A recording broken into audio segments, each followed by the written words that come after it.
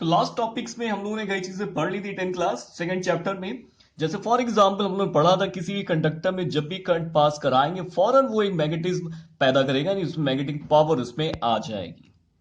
वो wire straight हो सकता है, सोलेनॉइड हो सकता है, काफी चीज उसमें पढ़ी थी हम लोगों ने इसमें लेफ्ट हैंड रूल पढ़ा था, फ्लेमिंग्स लेफ्ट रूल, जिसमें करंट पास होने में मैग्नेटिक फील्ड का जो डायरेक्शन होता है उसके बारे में उन्होंने पूरा क्लियर करके बताया था। लेकिन अब जो टॉपिक है काफी नया टॉपिक है, लेकिन उसका कन्वर्स आप मान सकते हैं। जो आज का टॉपिक है उसका नेम है इलेक्ट्रोमैग्नेटिक इंडक्शन। तो आज हम लोग सीखेंगे इलेक्ट्रोमैग्नेटिक इंडक्शन। तो ये इलेक्ट्रोमैग्नेटिक इंडक्शन क्या होता है पूरा बेसिक्स आपको स्टार्टिंग से बताऊंगा। चलिए स्टार्ट करते हैं।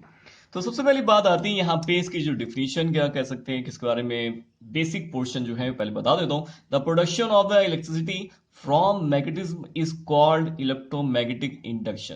फिर से बताता हूँ, द प्रोडक्शन ऑफ इलेक्ट्रिसिटी, इस बार क्या है, प्रोडक्शन है इलेक्ट्रिसिटी का from magnetic is called electromagnetic induction. तो ये जो चीज है, इस बार हम लोग जो है करंट नहीं पास कराएंगे, इस बार हम लोग प्रोडक्शन करेंगे यानी प्रोड्यूस करेंगे इलेक्ट्रिसिटी।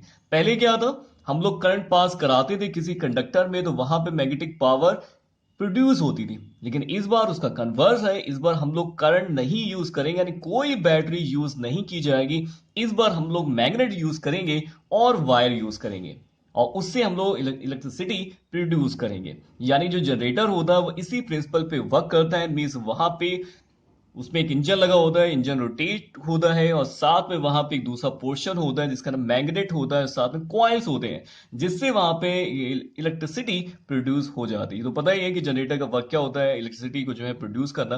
तो आज उसी के बारे में पढ़ेंगे कि आखिर इसका प्रिंसिपल जो होगा क्या होगा, कैसे वो वर्क करता है। तो इसके लिए होता है क्या चीज है, अगर आप कोई भी कॉपर वायर, कोई भी कॉपर वायर, सपोज करिए यहां पे जो है मैं डायग्राम दिखा रहा हूं आपको, यहां पे दो मैग्नेट्स हैं, दो मैग्नेट्स हैं, एक एन पोल है एक एस पोल है, दोनों में मैग्नेटिज्म में आपका अट्रैक्शन फोर्स यहां लग रही होगी। इस बीच में गैप में अगर मैं कोई वायर, यानी कोई कंडक्टर कह सकते हैं, या कोई वायर अगर मैं यहां पे अप डाउन बहुत तेज मूव कर रहा हूं, इसके बीच में मैं बहुत तेज अगर मोशन जो है कॉपर वायर का दे दूं, तो आप क्या देखेंगे, जो कॉपर वायर होगा इसमें करंट प्रोड्यूस हो जाएगा।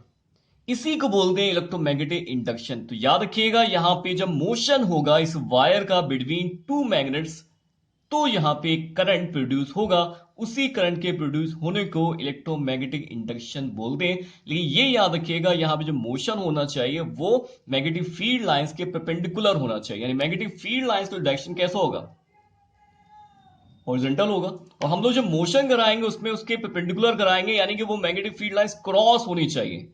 जब क्रॉस होंगे तभी वहां पे जो है एक करंट डेवलप हो जाएगा। अगर मैं उस सर्किट में यहाँ पे गैल्वेनोमीटर लगा दूं, देखिए ये वायर को मैंने अटैच करके ये यहाँ पे गैल्वेनोमीटर बना दिया है। गैल्वेनोमीटर मीन्स ऐसा इंडिकेटर होता है जो वहां पे करंट को इंडिकेट करेगा, मीन्स वहां पे करंट का डायरेक्शन को भी बताएगा और किस डायरेक्शन बनेगा वो मीन्स यहाँ पे करंट को इंडिकेट करेगा। आपको इतना देखना है। अब आगे, तो ये तो आपको क्लियर हो गया कि कोई भी, ये तो क्लियर हो गया कि अगर दो मैग्नेट के बीच में कोई भी कंडक्टर या कोई वायर को अगर मोशन में लाएंगे यानी मूव कराएंगे तो वहां पे ये इलेक्ट्रिसिटी जो है प्रोड्यूस होगी। यानी ये जो हमारा कॉन्सेप्ट है ये किस पे डिपेंड है, यहाँ पे मैग्नेटिक इफेक्ट के जरिए हम लोग यहाँ पे एक करंट प्रोड्यूस करेंगे, उसी को हम लोग बोलते हैं इलेक्ट्रोमैग्नेटिक इंडक्शन। तो चलिए इसके बारे में और पढ़ लेते हैं। देखिए ये याद रखिएगा कि मोशन जो होना है ये नहीं है कि वायर कोई मोशन में लाया जाए, उसके रेस्पेक्ट में अगर हम लोग जो मैग्नेट को मूव कराएंगे तब भी वहां पे इलेक्ट्रिसिटी बनेगी। जैसे फॉर एग्जांपल यहाँ पे एक कॉइल ले लिया गया है, इस कॉइल को जोड़ के यहाँ पे गैल्वेनोमीटर लगा दिए कि गैल्वेनोमीटर का सिर्फ यूज है कि वो सिर्फ इंडिकेट करेगा कि करंट वहां पे प्रोड्यूस हो रहा है या नहीं हो रहा है और किस डायरेक्शन में हो रहा है ये इंडिकेट करेगा।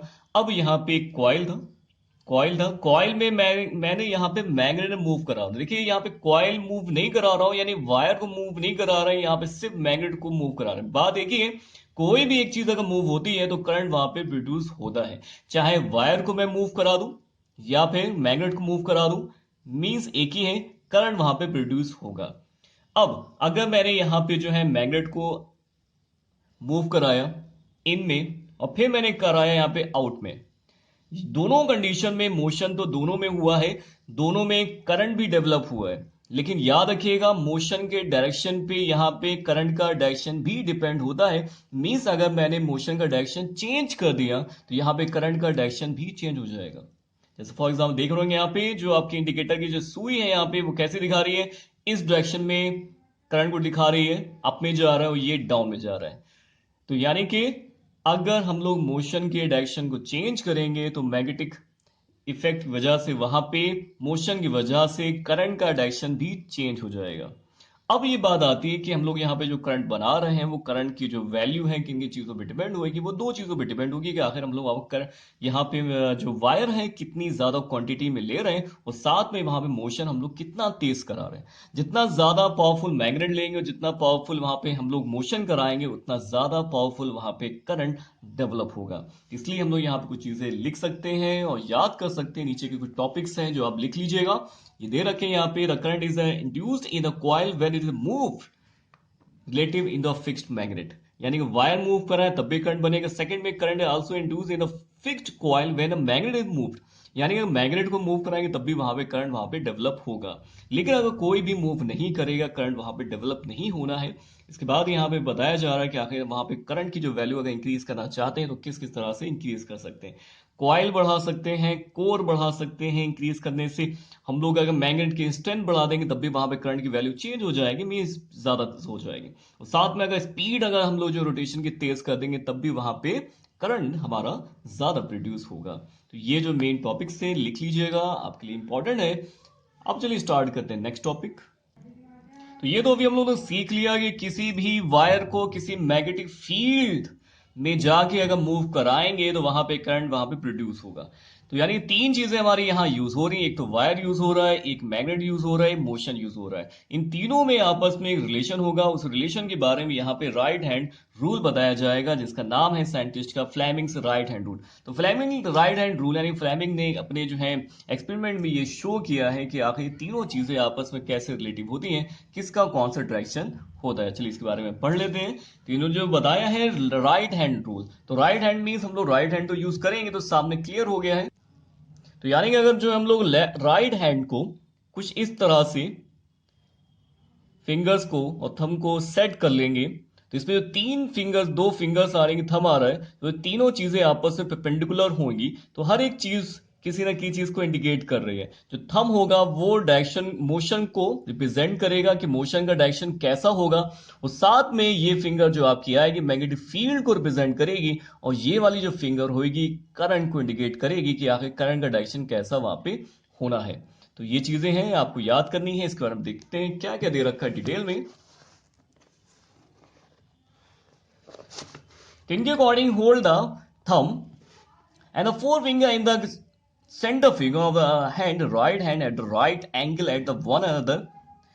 In the figure, adjust your hand in such a way that the forefinger point in the direction of the magnetic field, thumb is a point in the direction of the motion and the conductor, then the direction in which the center figure is points give the direction of the induced current in the conductor। तो ये तीनों चीजें यहाँ पे explain होती हैं कि आखिर तीनों का डायरेक्शन किस तरह से यहाँ पे इंडिकेट होगा जब भी किसी भी मैग्नेट के बीच में हम लोग किसी एक कंडक्टर को मूव कराएंगे। तो तीनों चीजें आपस में परपेंडिकुलर होनी है। साथ में थंब जो है किसको रिप्रेजेंट करेगा, डायरेक्शन को।